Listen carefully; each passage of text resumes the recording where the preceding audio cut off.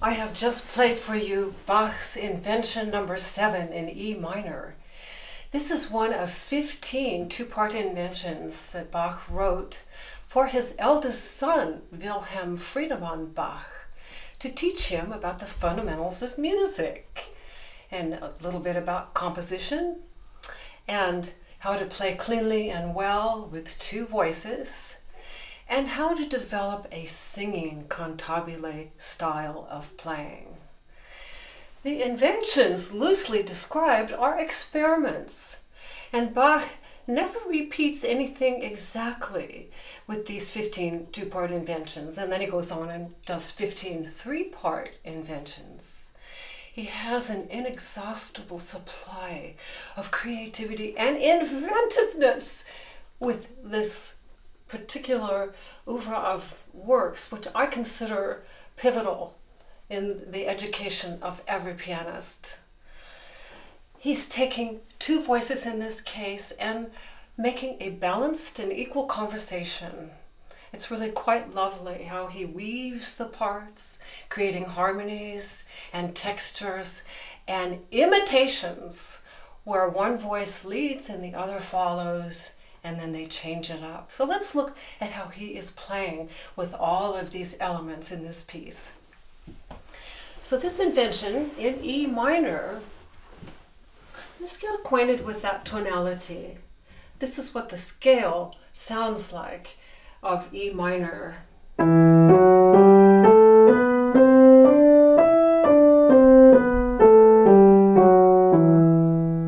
That actually comes from the same key signature with one sharp as G major.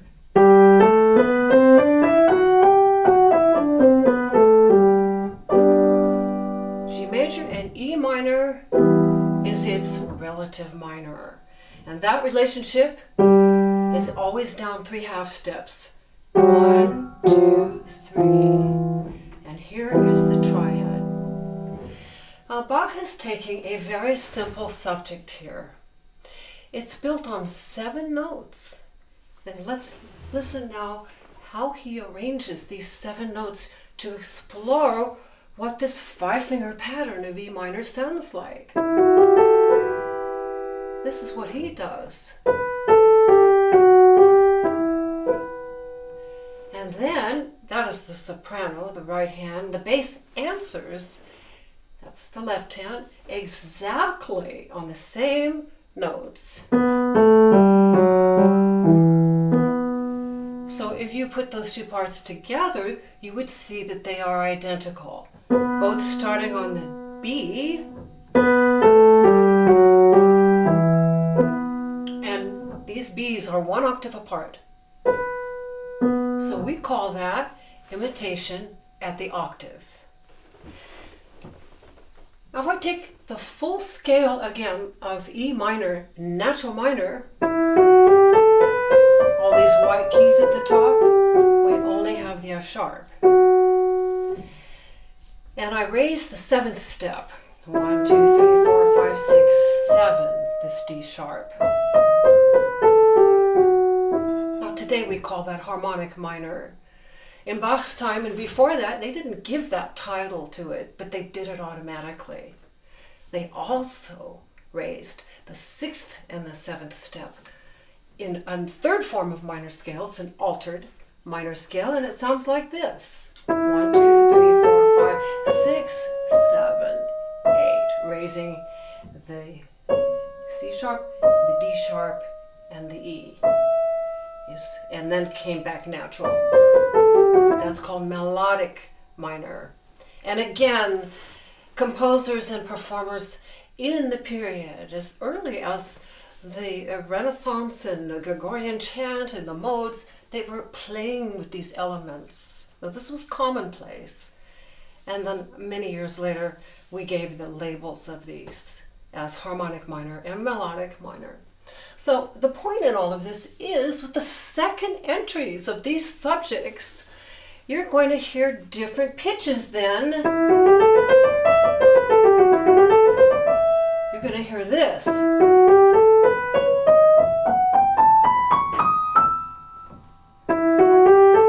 On the fifth scale degree, which is the dominant B, he's going to build on melodic minor, the C sharp and the D sharp, B, C sharp, D sharp, E, F sharp, and make the subject on these notes.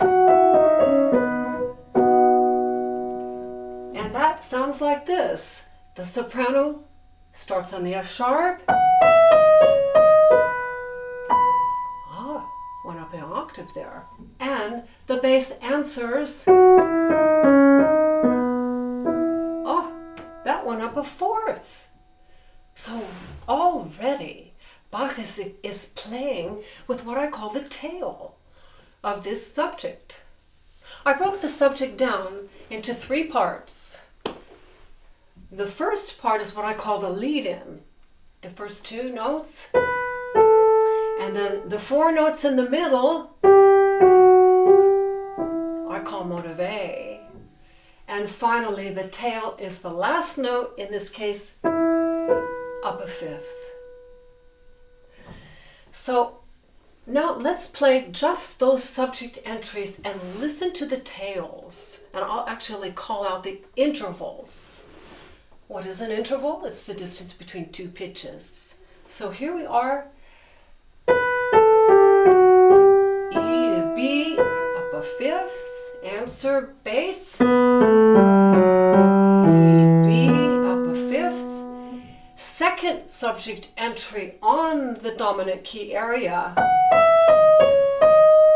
B to B, how that opens us up when we go up the tail with an octave. And the final answer to close back to the E, which is our tonic. It's very beautiful. Now what goes over this, because these are the subject entries, there is also ongoing counterpoint. Let's hear what that counterpoint really does. Here's the subject, and here's the counterpoint. How does that make you feel?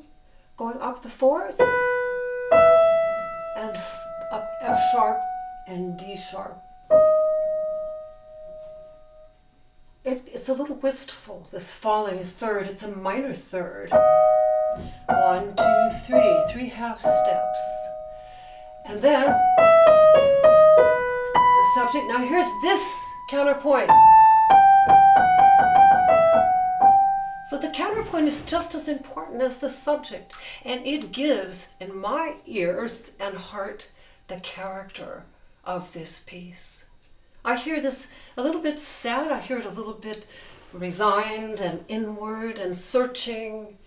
That's very important to define what the character is in any piece that we play.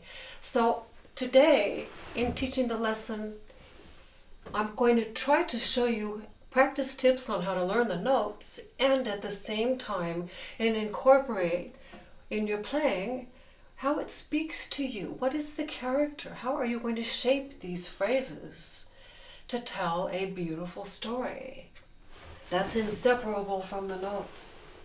Let's look at the bass now. It starts with the broken E octave on the tonic.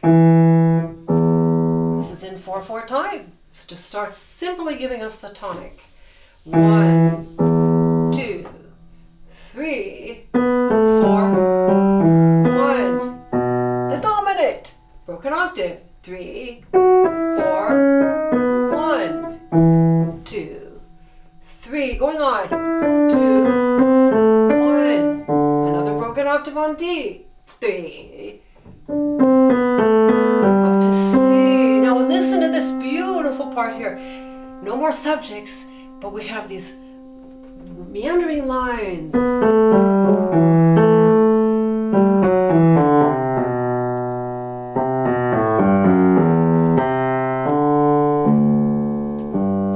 Very simple. And what note did we end on? The G. Has he modulated to G major, the relative major? Well, now let's take a look at the right hand, the soprano, on measures 3 through 6, which I just played for you with the bass. So now we're starting. That was our very first measure 1 entry of the subject, going up the 5th. For measure 3, he brings that up an octave. But does he go up a 5th? No. What does he do? Do you hear how different that is? How that speaks? It's searching. That is a minor 6th. And then he repeats the same idea down a step. That's a major 6th. And then he goes. Now this is the part where it really starts to bloom. Non-stop 16th notes. Listen to the, what's he doing with this? There's a G.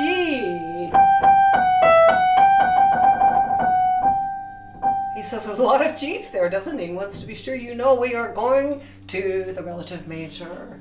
Now let's put the hands together here, starting measure 3. And hear how this comes together. I want you to listen for the sequence writing here. That means the material plays a unit and drops it down. It's the very same material, drops it down a step, drops it down a step. This is modulatory, how he gets out of E minor and into G major. This is a seamless compositional technique. Up the 6th, answer bass.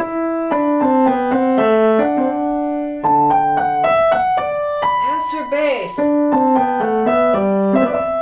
Now we go in parallel 10ths here. All these are 10ths. 10th. 6th.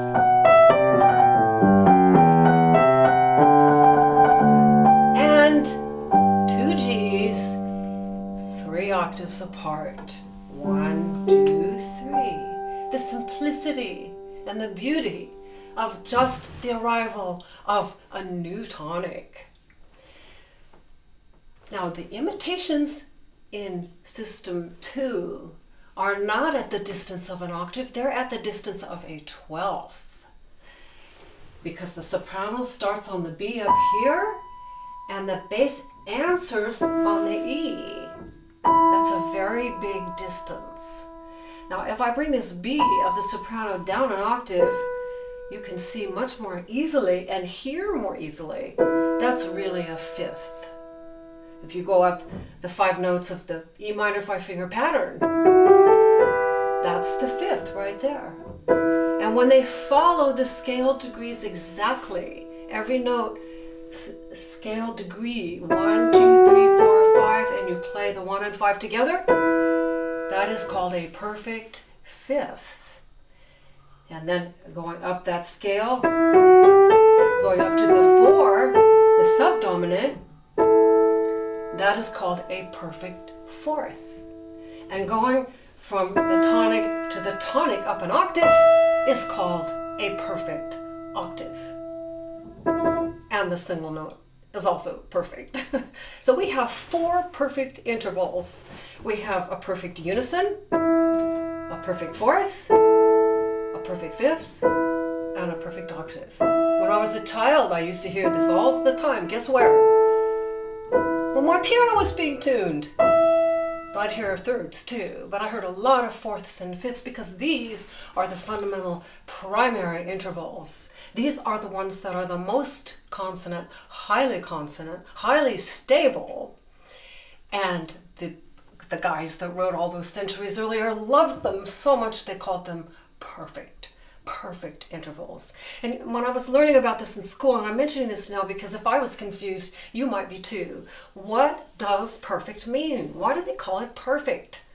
There are a lot of things that were named this way, and we really don't know why, but that's the closest explanation, is that they were so pleasing and consonant, they loved them. They said, you know, this is as perfect as it gets. But there are 4 other notes in a scale built on 8 scale degrees. The 2nd, 3rd, and the 6th and 7th, and those are called the imperfect intervals. And there's nothing imperfect about them. It's an arbitrary name. The only thing is the ratio of overtones and frequencies is not as evenly divided. The math gets a little bit tighter and less consonant, so you have a little bit more dissonances with the imperfect intervals, more dissonance with the, let's take our subject, because he's giving a perfect interval and he's giving 2 imperfects.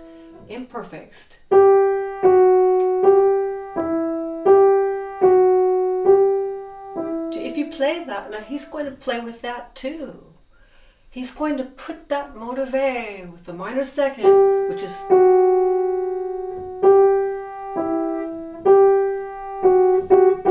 just right next door. It's the closest interval on the piano, the minor second and the minor third. Talking about intervals is a huge part of learning music. You're hearing it, you're seeing it in the music, and you're training your ears, and you're understanding the power of what an interval conveys in context with the other parts. That's what Bach's doing here. It's really amazing. So I'm going to play one last time now, the entire piece up to measure 7. And have you listen for the imitations first at the octave, and then at the 12th, and then listen for the scale lines that are going together, parallel and diverging, and ending on the new tonic G of relative major. See if you can track all of that. Breathe. Always breathe. And put your expression into this.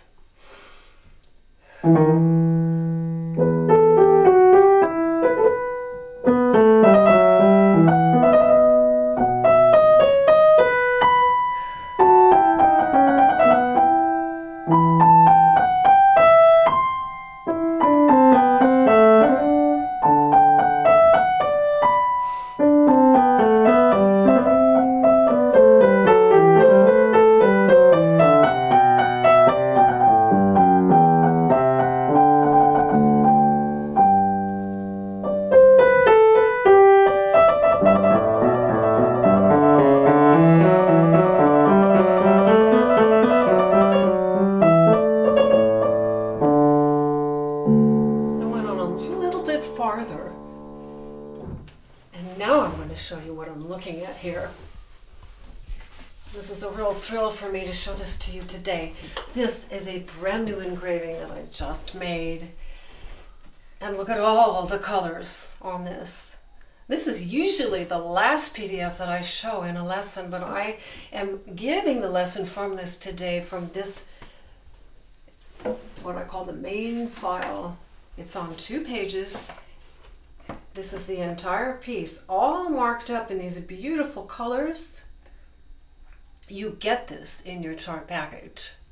You will love practicing from this.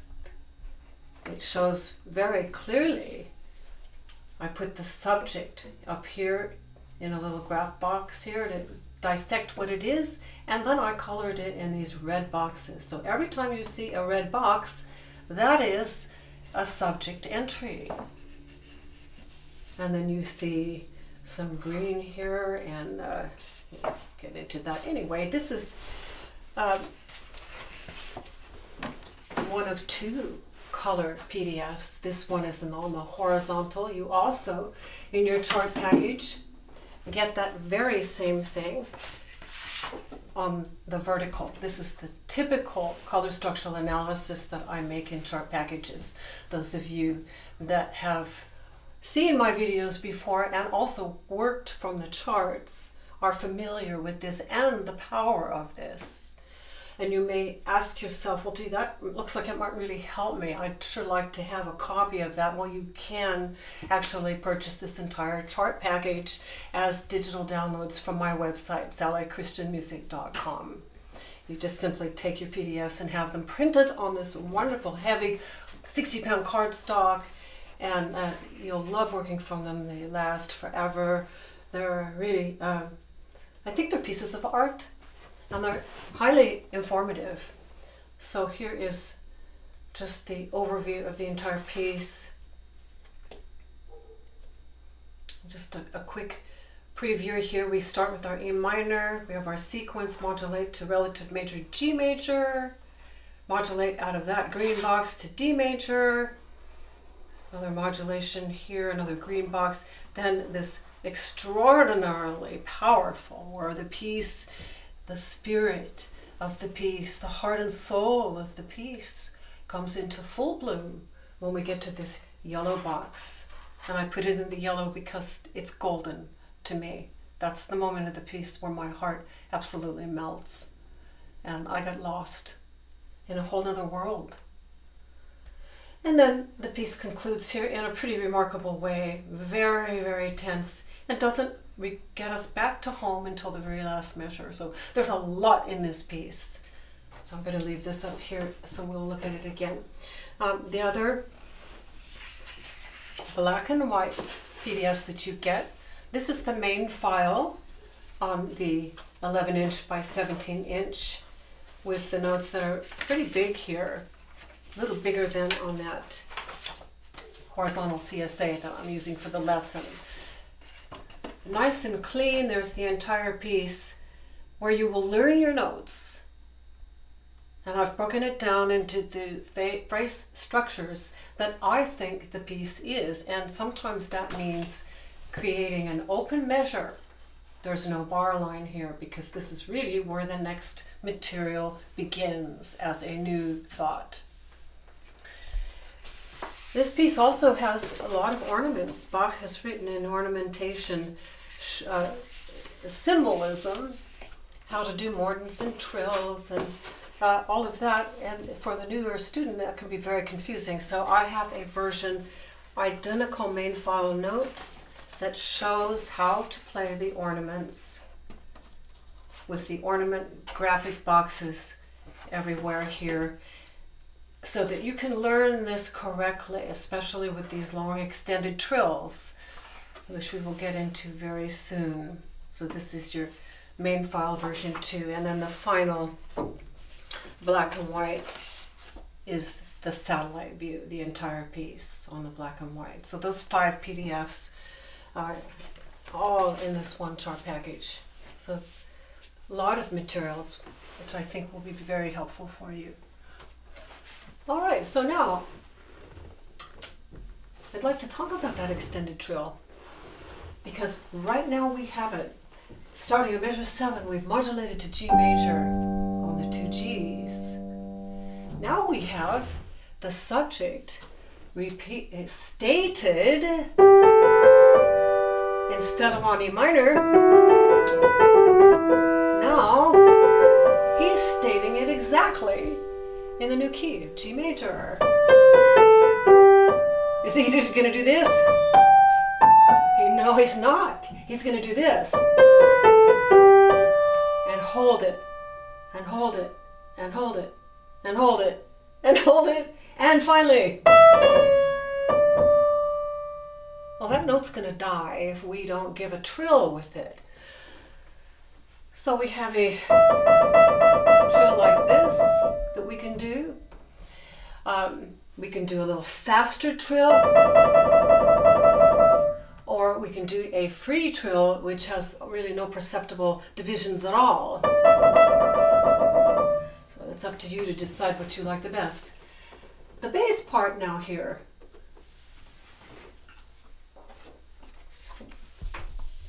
This is what we're going to be looking at here. It is all a solo passage for the one voice, and over it is this trill that the soprano is doing. So the bass has this full spotlight here.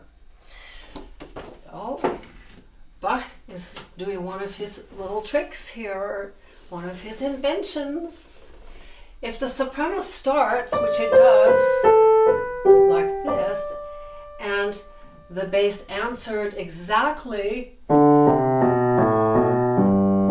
that's what you would have. But Bach is going to reverse the order of the lead-in. Instead of, he's going to go from the bottom and go up. So it's an inverted lead-in. Very clever. And that's not all. He's going to repeat that 2 more times up the scale, like this. And another time.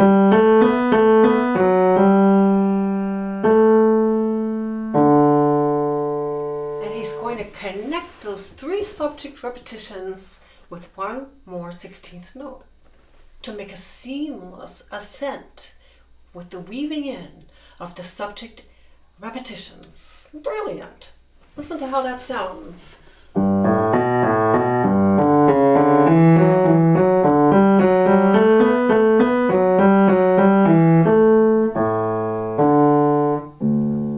That's a great line. I'd love to sing that. That would be marvelous.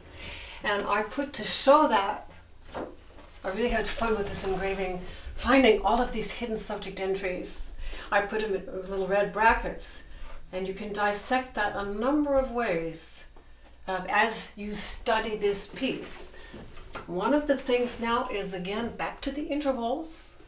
And instead of minor second, minor third that we have in our...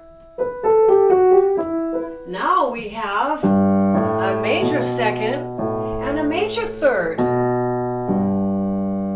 Sounds different, doesn't it?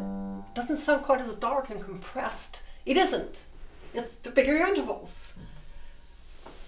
These imperfect intervals, 2nd, 3rd, 6th, and 7th, have their numerals, 2, 3, 6, 7, but they also have quality names, whether they're major or minor, or diminished or augmented. So if we're going to label these exactly right, they will say a minor second or a minor third. The perfect intervals don't have majors and minors, but they do have augmented and diminished. Okay, so now up to the D, up to the G. He's outlining the new tonic and dominant and tonic of G major. And he's going to modulate, this is an unbroken A to D. It's a 5-1 cadence to the new key of D major.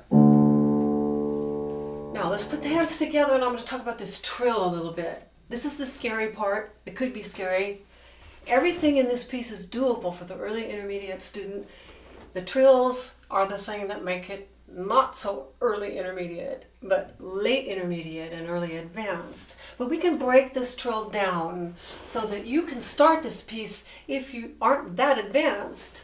And this is how I would teach this.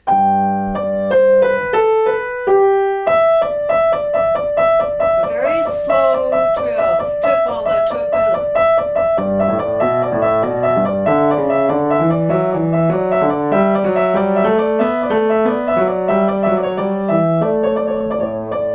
Now that doesn't sound so musical, does it? So if you're going to do that, try to play it as lightly as you can.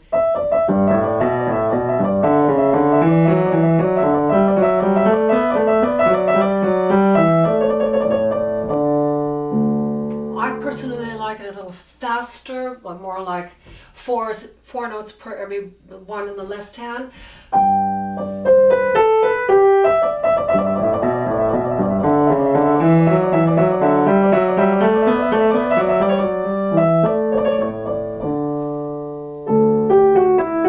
Okay, now we're in the key of D major, briefly, and we have our subject.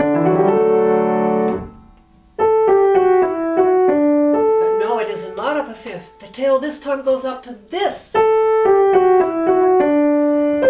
What a difference that makes. That's speaking, that's saying something to you.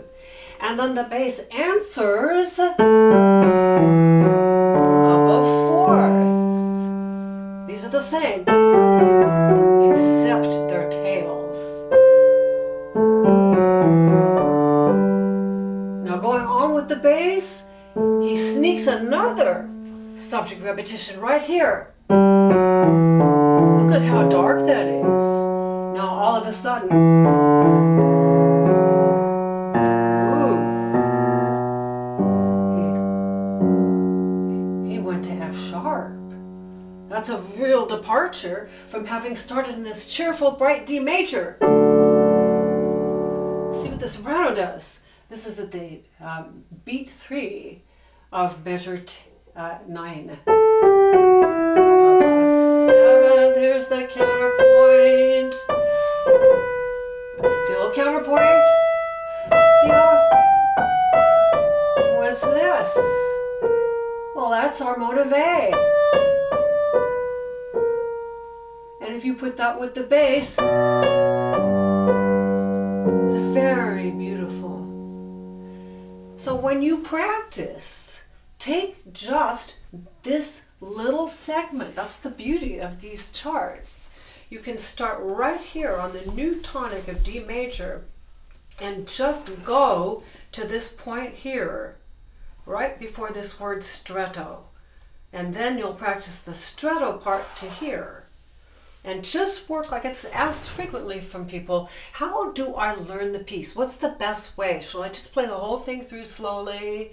Should I try to put the hands together? And I just don't know what to do. And I always say break it down into small little units. And it's so beautifully laid out for you with this chart because the units are obvious where a start point is, where a new part goes. This long 4-measure phrase divides in half right here. So I'm going to just do the first part of that 4-measure phrase with the soprano.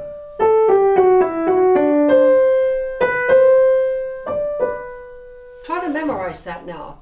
Up a 7th and a little zigzag and down. And then up a 4th and then a little curvy da da da da motive A. And now he leaps up to the F sharp. Up a perfect 4th, up a 5th. Augmented 4th, extremely tense. A perfect 4th and drops. Do you hear that? B. It's an arrival point of B, and both hands, again, at the midway of measure 13, arrive on a B. And for the entire rest of the piece, this is your page 2, right there, where I stopped on the 2 Bs, he does not depart from that tonality of B, the dominant of E minor. And this is where all the magic happens, and it's not B major and it's not B minor. It's very sophisticated in here. You know, this invention is not played that often. I think it's one of the neglected masterpieces. I mean, people that play them all, of course, know it, but this is not really ever included in the anthologies. I don't know why. It's a gorgeous piece. Now let's take a look at that bass part now, starting. This stretto is so tremendously exciting. I'm going to take the left hand alone and count. Counting is essential. 3, 4, 1, 2, 3, 4, 1, 2, 3. How many times is he landing on an important anchor note on the third beat? Repeatedly. Look for that. Listen for it. Now go on. 3, 4, 1, up a seventh. Now up to, that is an augmented fourth. So you had an augmented fourth here. I mean, that's incredibly tense. He says, shaking you up. How did that happen so fast from the D major? And not only that, the voices are jumping in before the other one's finished. They're crowding each other out. They're so anxious to make their statements, and this is what it looks like. A stretto simply means that when one voice is doing its subject material, the next voice does not wait for it to be finished. It jumps in. So you can see this bass is in between the two subjects of the soprano. So look how tight this is. You can see this is dense, and these subjects are falling on top of each other here, and there are dissonances with these augmented fourths. He's really taking us somewhere. So this left hand, start here, learn just this. This is the hardest part in the entire piece right here. I had to work so hard because these skips are hard to anticipate. They're easy to miss and get the wrong ones. So let's pay careful attention and learn it the right way from the beginning. Up a seventh. Up to G with this.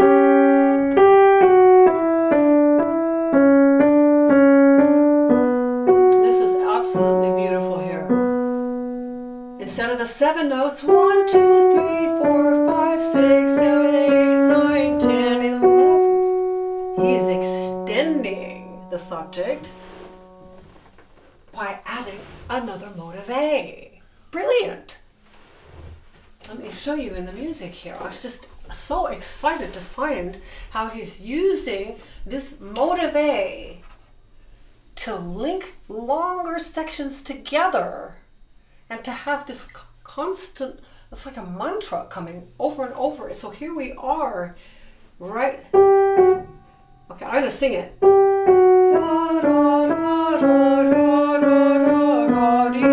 He can keep going, couldn't he? And he's loving this.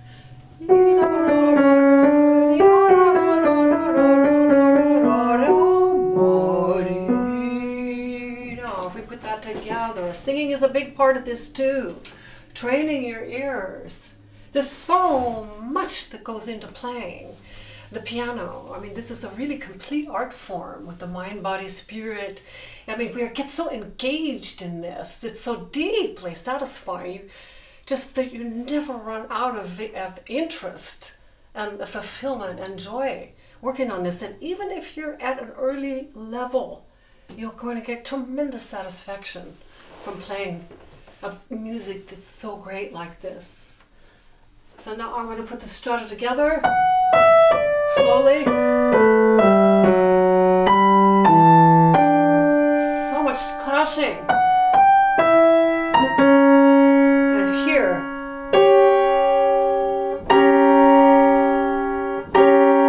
Watch these. These are two black keys in the soprano, the right hand. A sharp to C sharp. The left hand has a black key and a white. C sharp to G. That can be very confusing.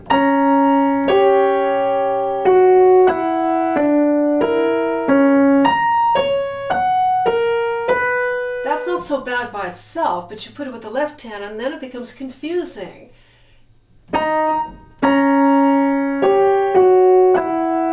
Extended mode of A.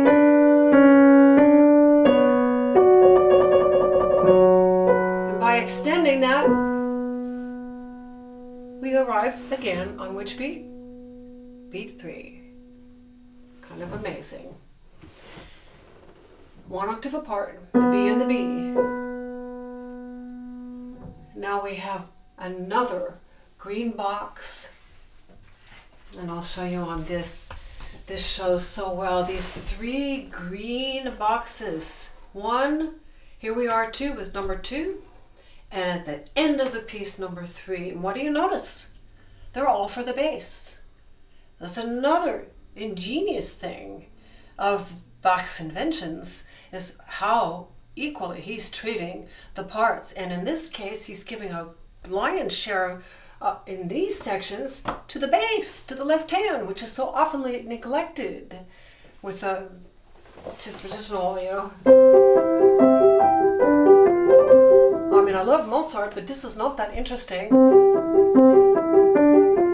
But you take this passage, and all of a sudden now you are highly interested in this. Starting at beat 3 of measure 13, this is the second green box. Look what he's doing. I'm going to play the whole thing as written, and then we'll dissect it.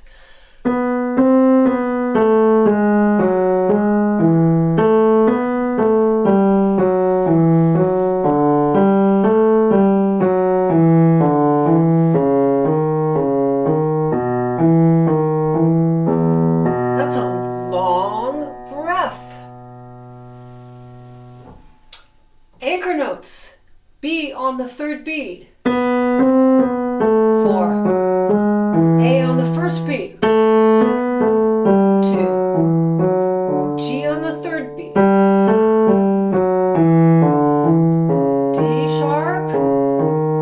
E. B.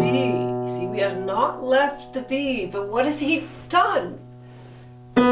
He's taken us down the octave. From this B to this B. I like to think of these subjects that are linked. Now let's look now at the 3 different entries of the hidden subjects here.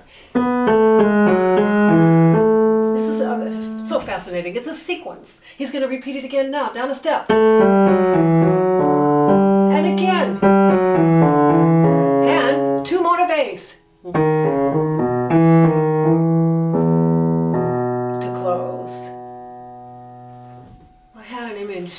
When I was making all these marks, I said, you know what?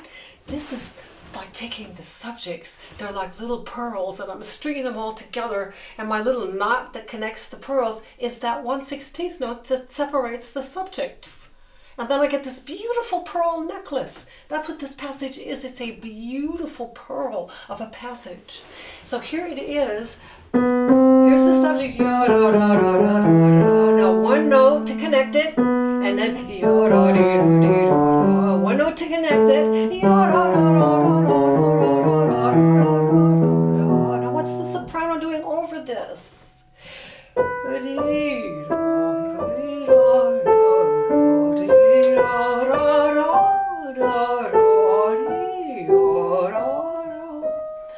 If you can sing that, you're going to have a better time tracking it, an easier time tracking it. All of these reaches, if you sing it, you're going to have to place the voice differently than if they were right next door. This is physics. This is just straight physicality of the body. When we play on the keyboard, we want to replicate that. So don't rush through these big skips. They mean something. Savor them. Love every one. D. That's a 7th. Really. And then he jumps up. That's it. That's gorgeous.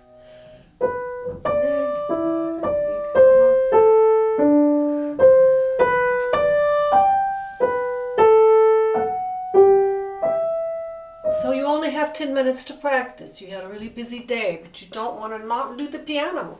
Go to this passage. Just work on these two measures.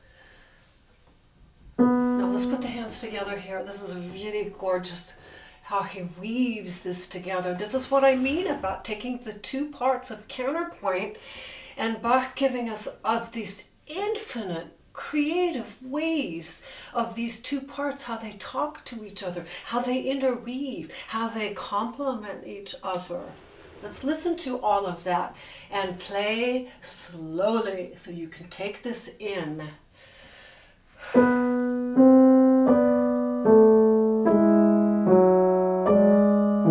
Now the next one, this is down a step, it's a sequence. Now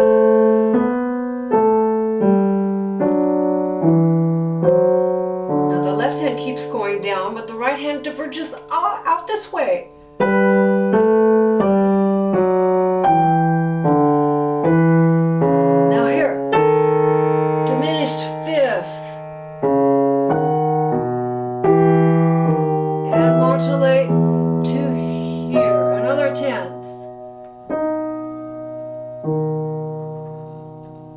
Tempo.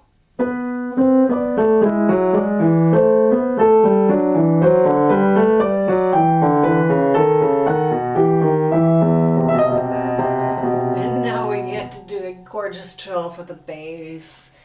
And now we're in the yellow box. And this material here starts. I called these two systems here, beginning at the third beat of measure 15. Going all the way through measure 19. Enormously powerful. 4.5 measures of some of the most extraordinary writing. I called this, I work a long time with these labels. These are proprietary. They're not found anywhere else because I make them up. Expressive melismatic phrases. Well, what is a melismatic phrase? Melisma. It simply is a melody on one syllable. Ya, la, la, la, something like that. It doesn't have text for every note, which separates it from other kinds of vocal writing. But it has a deeper meaning for me.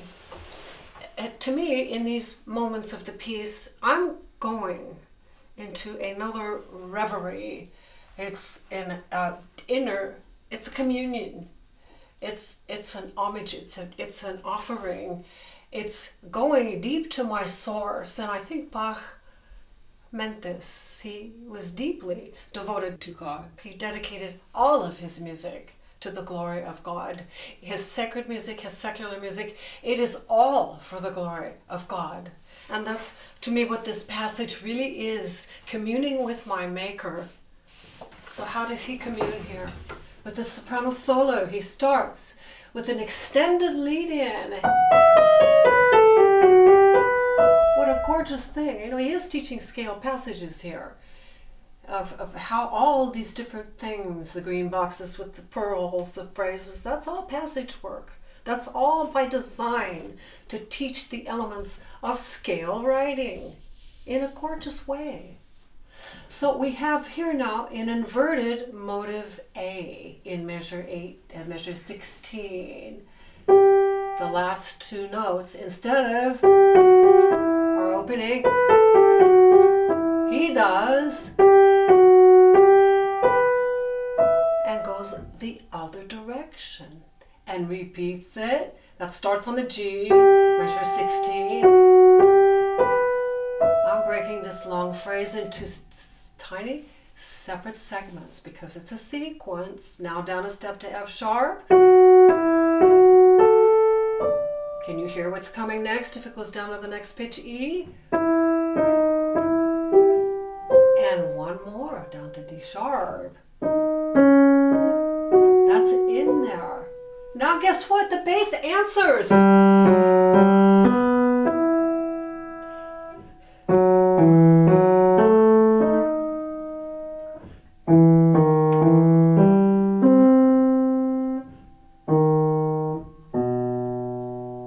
Absolutely marvelous there.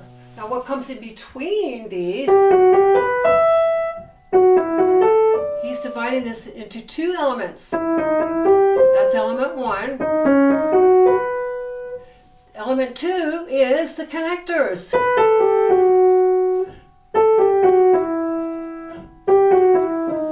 That's beautiful. The same with the bass part.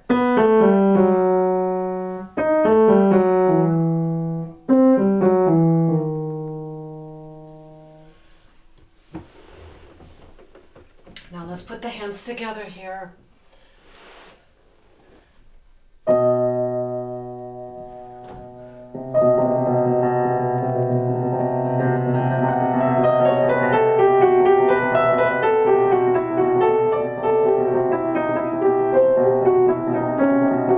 Now my turn.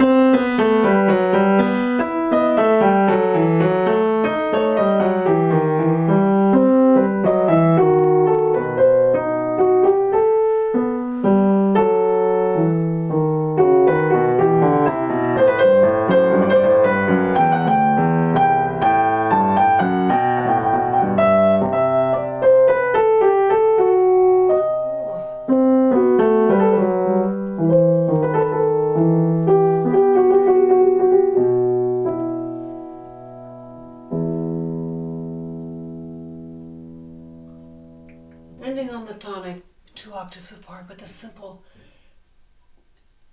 fundamental pitch, just the E's.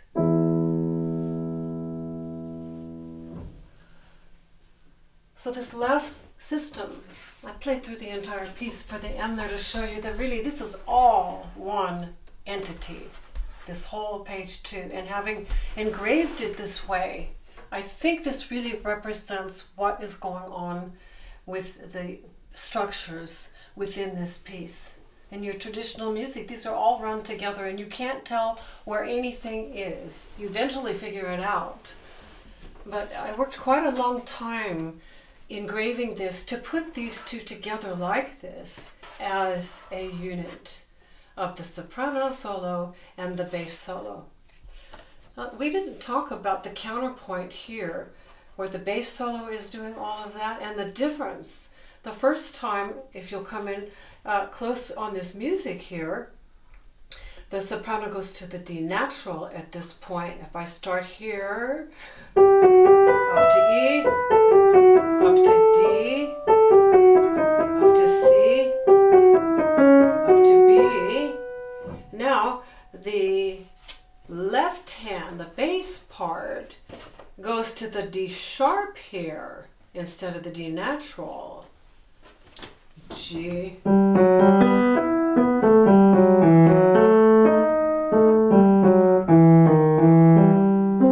So from here to here is very powerful.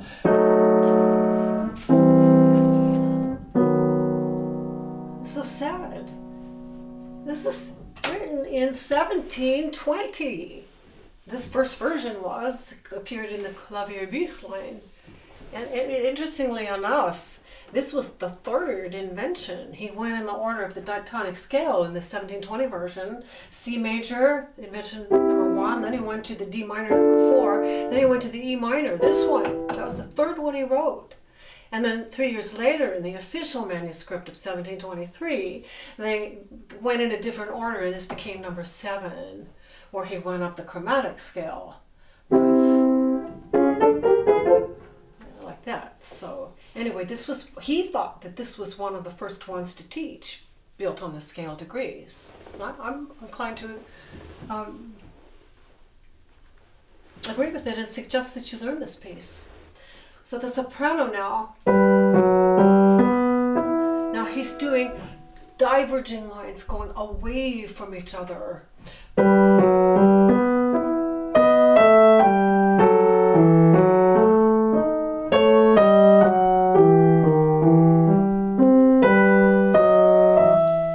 There's so much in this. Listen to these.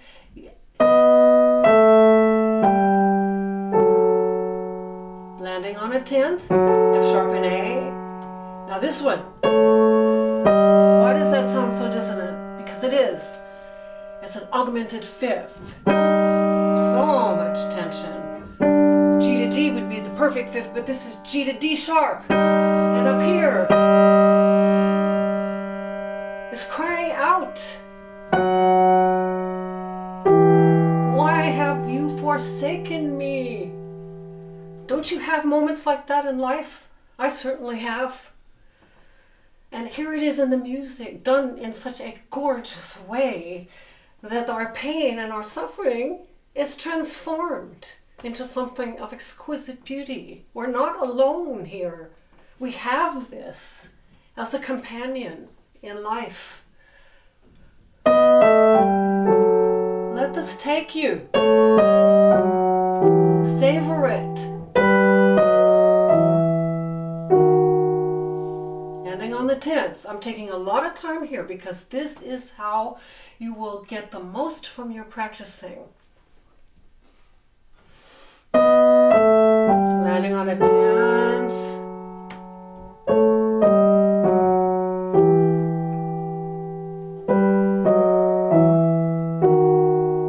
Now what happens if I take the right hand, the soprano, and bring it down the octave? Let's hear how that sounds. Yeah, I'll start on the first one. Ending on a third. Ending on a third.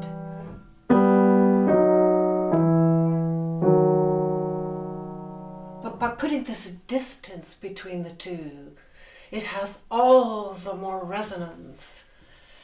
You're fully open in your angst. I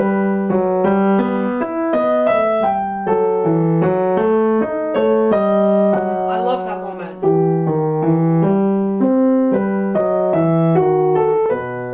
Drop down, drop.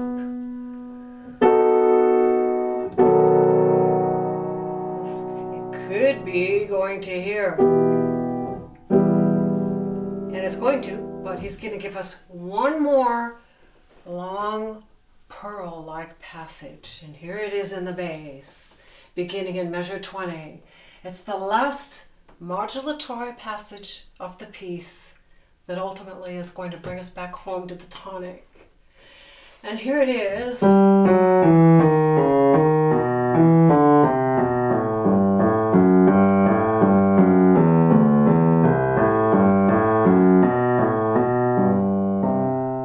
Are you curious to know how the subject entries fit in this? Well, I was absolutely amazed when I saw this. What is that? That's measure 2. Exactly. Just down an octave. One little connector knot, and then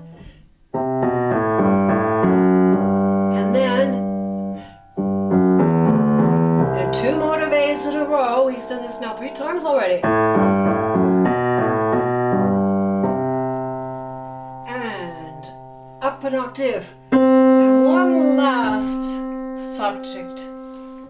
Da, da, da, da, da, da. What is that? That's this. But he delays the tail. He extends by doing this.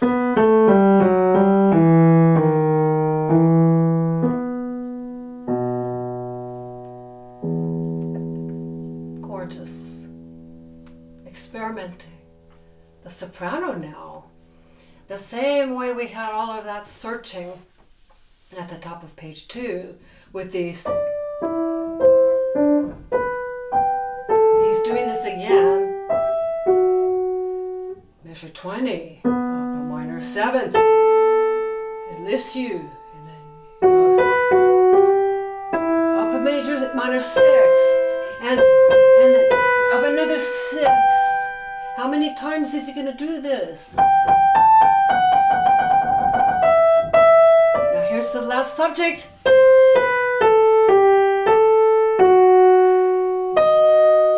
Ends going up a major 6th. So our last two subject repetitions.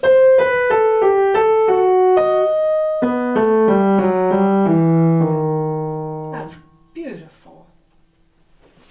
Take a look at the music here so you can appreciate that. Savoring the three subjects here in this last bass descending line. The soprano line is going in the opposite direction, and they get to the top here with another 10th.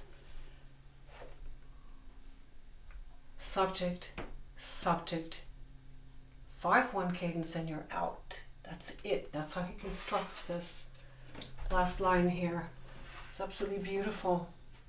I'd like to play again slowly with the two hands here so we can appreciate how the harmonies are created with these two independent voices. The intervals. If you have two voices, you'll have, if you put them together at any one point, you're going to have an interval.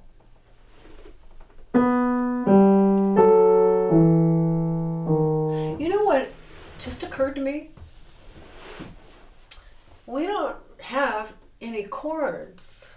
We just have single line writing. How could he create something this complicated and deep and rich with just two single line parts? I mean, when you compare that with all the piano literature that came after, we're so used to chords and, you know, 6 voices going on and huge chordal combinations, which came, you know, in the Romantic period. But in its simplicity, this is so absolutely, it's profound. Now here they're going together.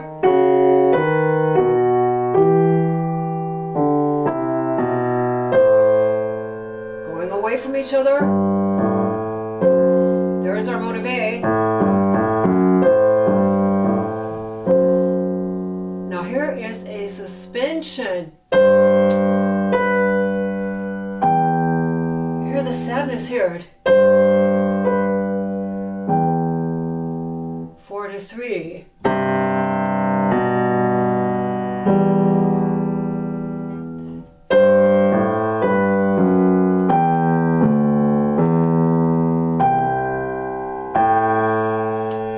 That's quite a clash there. 7th.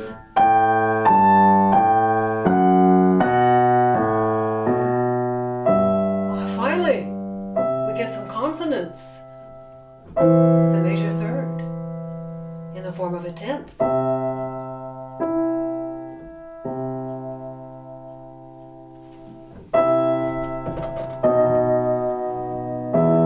That's really what the outline is, skeletal outline.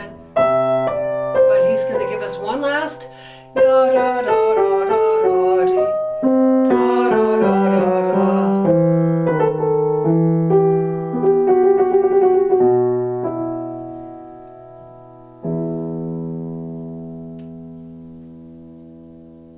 Let's play that one more time here. And you should be able to start. This is another enormously helpful thing when you practice. Be able to start right there.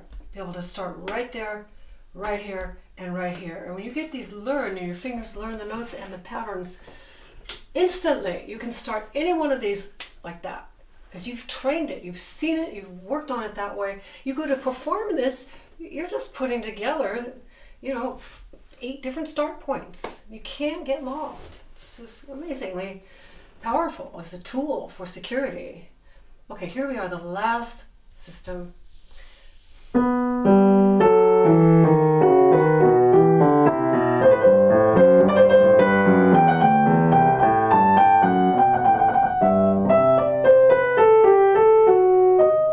love that moment. Take your time there.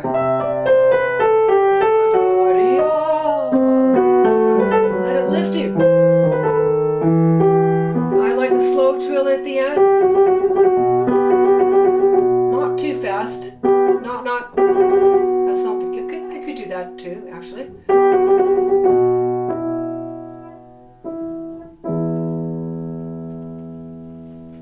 And the last thing I want to say on this is about the tempo.